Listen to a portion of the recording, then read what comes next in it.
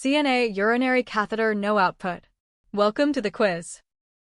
Question 1. You are being trained on proper donning and removal of personal protective equipment and are learning the specific sequence of steps for putting on gloves correctly. You are being shown how to select and apply gloves that fit properly and provide protection while maintaining your ability to perform patient care tasks. When putting on sterile or non-sterile gloves, what is the correct method for donning gloves? Option A.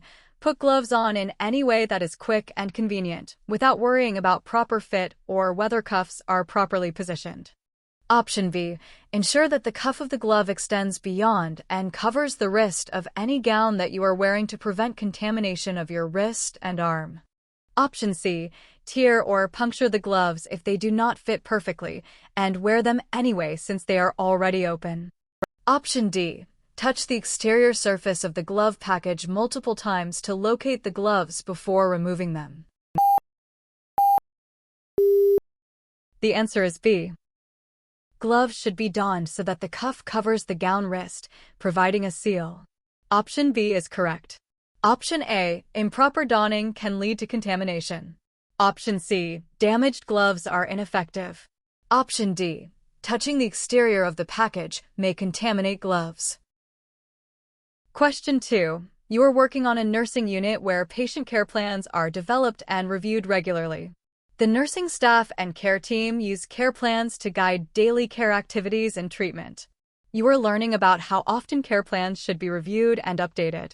Based on standards for patient care planning and the importance of updating care plans to reflect changes in patient status, how often should a patient's care plan be reviewed and updated? Option A. Care plans should only be reviewed one time at the beginning of hospitalization and should never be changed, regardless of changes in patient condition. Option B. Care plans should be reviewed once per month on a scheduled basis. Option C. Care plans should be reviewed and updated daily, or as frequently as the patient's condition changes, to ensure the plan remains current and appropriate. Option D. Care plans should be reviewed only at the time of patient discharge. The answer is C. Care plans are living documents that must be updated with any change in patient condition, often daily. Option C is correct. Options A, B, and D do not allow for timely adjustments. Question 3. You are learning about the scope of practice for certified nursing assistants and which tasks are within your responsibility and which tasks should only be performed by nurses or other licensed practitioners. You are reviewing a list of various patient care activities and trying to identify which are appropriate for CNAs.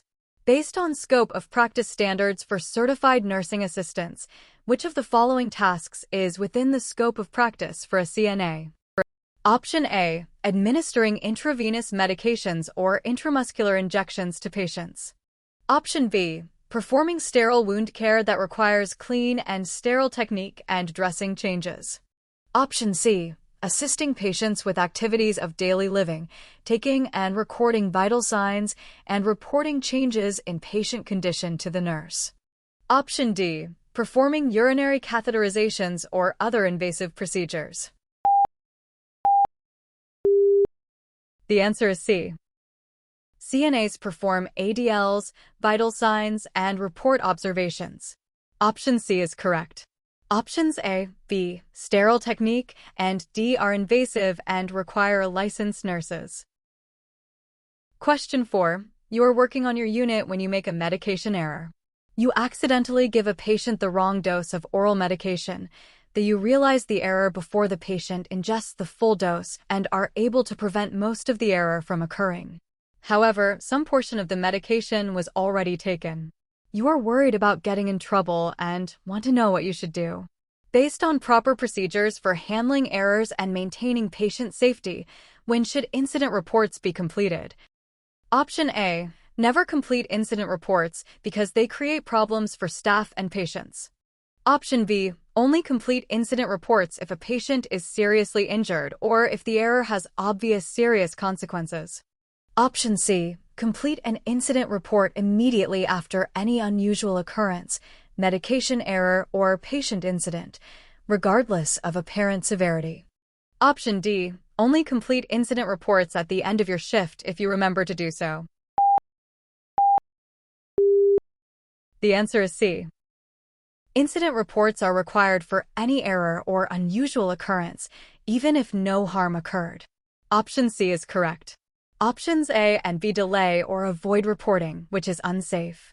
Option D, reports should be completed immediately. Question 5. You are sitting in a team meeting when the nurse manager is discussing the importance of clear communication among healthcare team members.